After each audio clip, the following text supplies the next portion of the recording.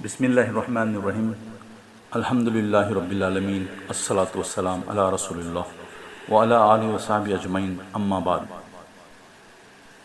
تیسرا جز۔ ایک منظر حضرت ابراہیم کی بادشاہ سے گفتگو اور بحث کا ہے۔ اللہ کہتا ہے کہ کیا تم نے اس شخص کے حال پر غور نہیں کیا جس نے ابراہیم سے جھگڑا کیا تھا؟ جھگڑا اس بات پر کہ ابراہیم کا رب کون ہے؟ ابراہیم کہتے ہیں کہ میرا رب وہ ہے جس کے اختیار میں زندگی اور موت ہے۔ بادشاہ کہتا ہے کہ زندگی اور موت تو میرے اختیار میں ہے۔ ابراہیم نے کہا کہ اچھا، اللہ سورج کو مشرق سے نکالتا ہے، تو مغرب سے نکال کر دکھا۔ بادشاہ یہ بات سن کر ششد رہ جاتا ہے۔ دوسرا منظر۔ ایک شخص کا گزر ایک ایسی بستی سے ہوا جو اپنی چھتوں پر اوندھی گری پڑی تھی۔ اس شخص نے کہا، یہ آبادی جو ہلاک ہو چکی ہے اسے اللہ دوبارہ زندگی کیسے بخشے گا؟ اس پر اللہ نے اس کی روح قبض کر لی۔ وہ 100 برس تک مردہ پڑا رہا۔ پھر اللہ نے دوبارہ اسے زندگی بخشی اور اس سے پوچھا، بتاؤ کتنی مدت پڑے رہے ہو؟ اس نے کہا، 1 دن یا چند گھنٹے رہا ہوں گا۔ اللہ نے فرمایا کہ تم پر 100 برس اسی طرح سے گزر چکے ہیں، یعنی تم 100 سال موت کی نیند میں تھے۔ اب ذرا اپنے کھانے پینے کو دیکھو، اس میں ذرا تغیر نہیں آیا ہے۔ دوسری طرف ذرا اپنے گدھے کو بھی دیکھو کہ اس کا پنجر ہڈیاں تک بوسیدہ ہو چکے ہیں، اور یہ ہم نے اس لیے کیا کہ ہم تمہیں لوگوں کے لیے ایک نشانی بنا دینا چاہتے ہیں۔ پھر دیکھو کہ اس پنجر کو ہم کس طرح اٹھا کر گوشت پوست اس پر چڑھاتے ہیں۔ اس طرح جب حقیقت اس کے سامنے نمایاں ہو گئی تو اس نے کہا کہ اللہ ہر چیز پر قدرت رکھتا ہے۔ تیسرا منظر، جس میں ابراہیم نے کہا تھا کہ میرے مالک مجھے دکھا دے تو مردوں کو کس طرح زندہ کرتا ہے۔ اللہ کہتا ہے، تم کو یقین نہیں ہے، تم ایمان نہیں رکھتے۔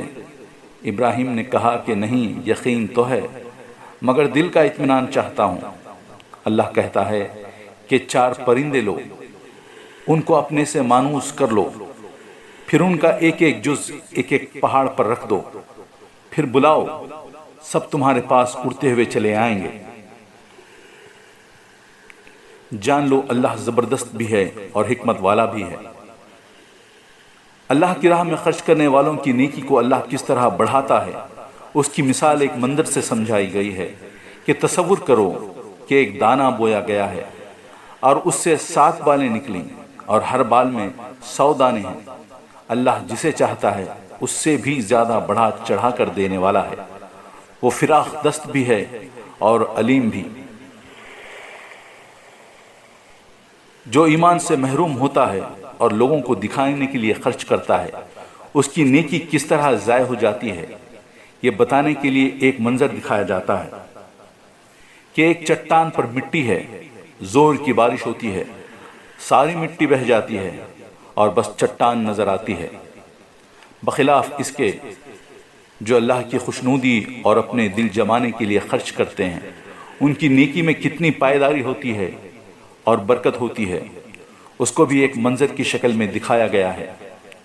اونچے مقام پر ایک باغ ہے، زور کی بارش ہوتی ہے تو پھل دگنے آتے ہیں، اور اگر زور کی بارش نہ ہو تو پھل آنے کے لیے ذرا سی پھوار کافی ہوتی ہے۔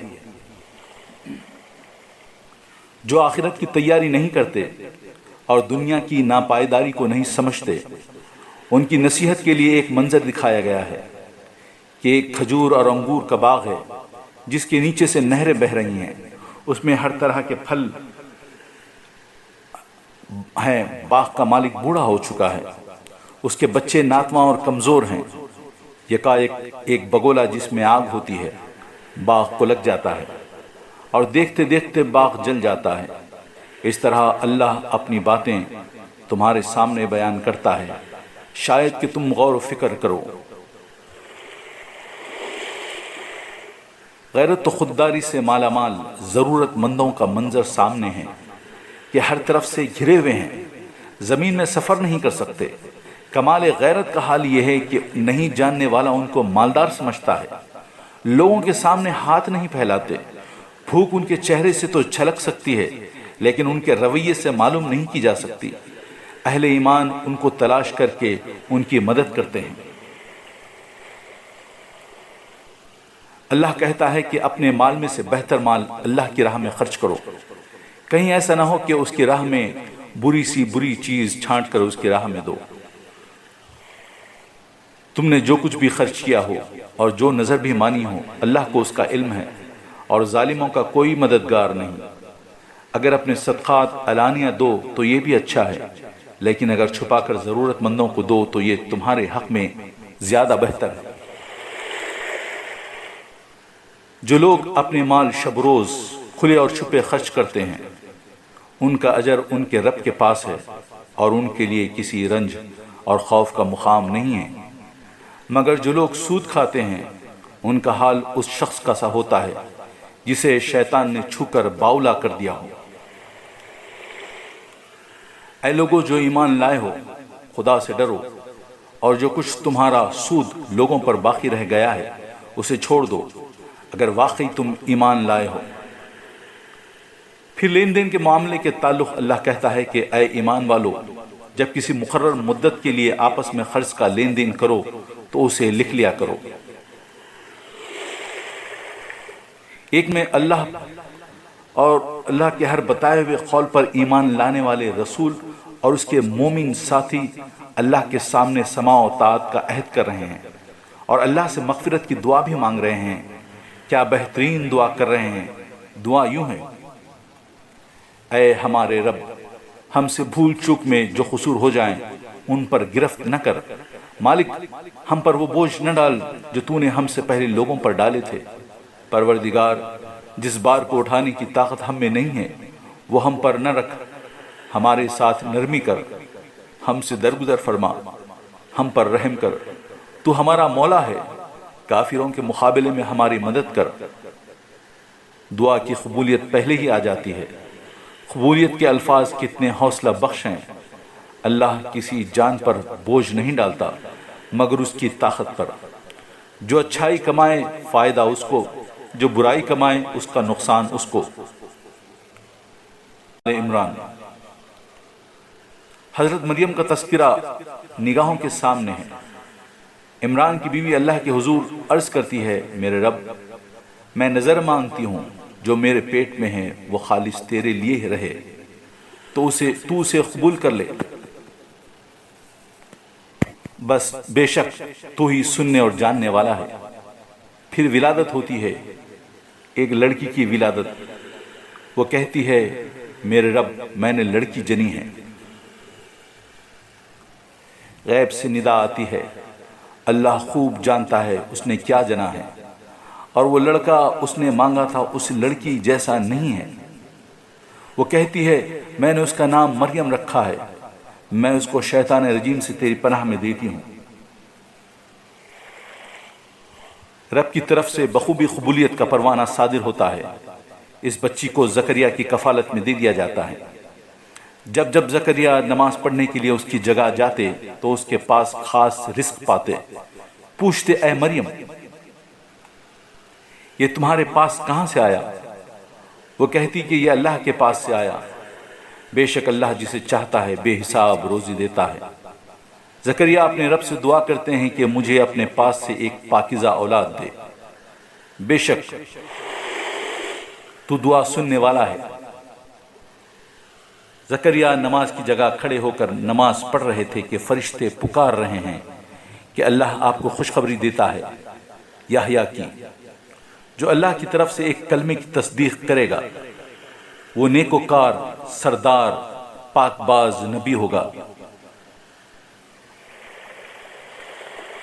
زکریا کہتے ہیں: مجھے لڑکا کہاں سے ہوگا؟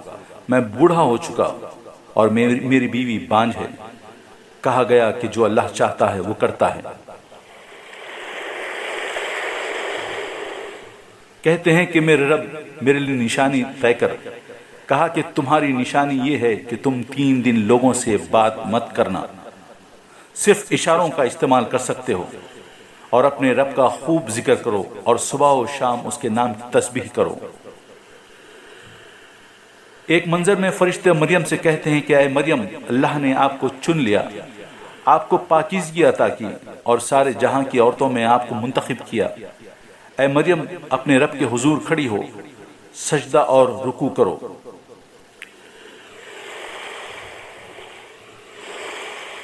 ایک اور منظر میں فرشتے مریم سے کہہ رہے ہیں، اے مریم، اللہ آپ کو اپنے پاس سے ایک بیٹے کی بشارت دیتا ہے، اس کا نام ہے مریم کا بیٹا عیسیٰ مسیح۔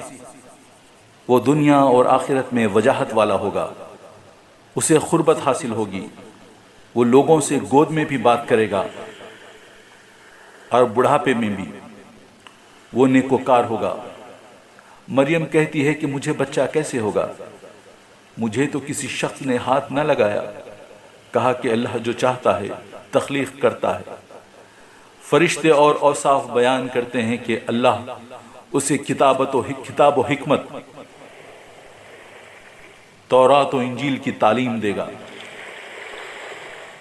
اگلے منظر میں حضرت عیسیٰ بنی اسرائیل کے پاس رسول بن کر جاتے ہیں، ان کو اللہ کی نشانیاں دکھاتے ہیں، مٹی سے پرندے کی صورت بناتے ہیں، اس میں پھونک مارتے ہیں، وہ اللہ کے حکم سے پرندہ بن جاتا ہے۔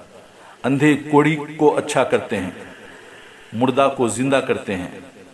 لوگ جو کچھ گھر میں کھاتے ہیں اور ذخیرہ کرتے ہیں وہ بھی بتا دیتے ہیں، اور ہر بات صراحت کرتے ہیں کہ یہ سب اللہ کے حکم سے ہو رہا ہے، تمہارے لیے یہ بطور نشانی ہے۔ اگلے ایک منظر میں عیسیٰ اور ان لوگوں کا کفر بھانپ لیتے ہیں اور کہتے ہیں کون میرا مددگار بنتا ہے اللہ کی راہ میں؟ حواری کہتے ہیں ہم ہیں اللہ کے مددگار، ہم اللہ پر ایمان لائے اور آپ گواہ رہیے کہ ہم مسلم ہیں۔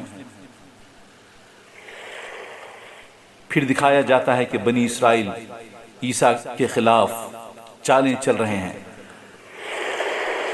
اور سب چالیں ناکام ہو رہی ہیں۔ عیسیٰ کو اللہ اپنے پاس بلا لیتا ہے، ان کا درجہ بلند کرتا ہے، ان کو کافروں سے پاک کرتا ہے، ان کے متبعین کو جھٹلانے والوں کے مقابلے میں غلبہ عطا کرتا ہے۔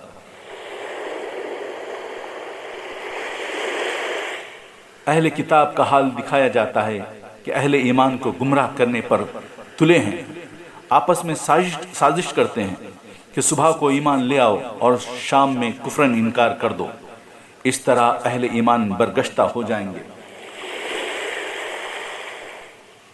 اہل کتاب کے دو طرح کے لوگ سامنے لائے جاتے ہیں، کچھ وہ لوگ ہیں کہ امانتوں کا ڈھیر بھی رکھ دو تو مانگنے پر لوٹا دیں گے، اور کچھ لوگ وہ ہیں کہ امانت کا ایک دینار بھی زور زبردستی کے بغیر نہیں لوٹاتے۔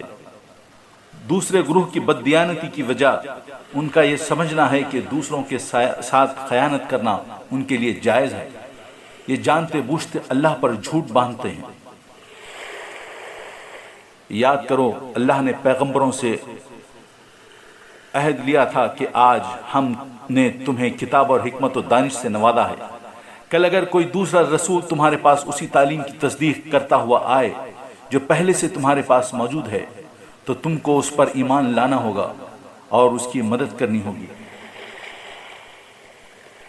پھر اللہ پوچھتا ہے کہ کیا تم اس کا اقرار کرتے ہو اور اس پر میری طرف سے عہد کی بھاری ذمہ داری اٹھاتے ہو؟ انہوں نے کہا ہاں، ہم اقرار کرتے ہیں۔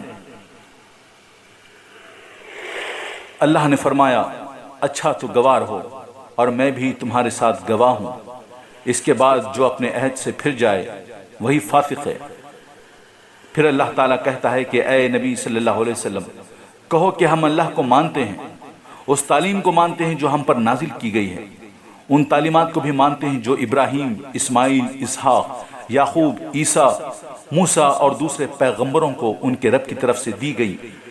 ہم ان کے درمیان فرق نہیں کرتے اور ہم اللہ کے تابع فرمان مسلم ہیں۔ اس فرما برداری اسلام کے سوا جو شخص کوئی اور طریقہ اختیار کرنا چاہے اس کا وہ طریقہ ہرگز قبول نہ کیا جائے گا اور آخرت میں وہ ناکام و نامراد رہے گا۔ یا اللہ ہمیں اپنے رسول پر اسی طرح ایمان لانے کی توفیق دے جس طرح ایمان لانے کا حق ہے۔ ہمارے رب ہم پر وہ بوجھ نہ ڈال جس کو ہم سہ نہ سکیں، ہمیں معاف کر دے، ہمیں بخش دے اور ہم پر اپنی رحمت نازل کر۔ تو ہمارا مولا ہے، تو کافروں پر ہماری مدد فرما۔ آمین۔ وآخر الدعوان الحمدللہ رب العالمین۔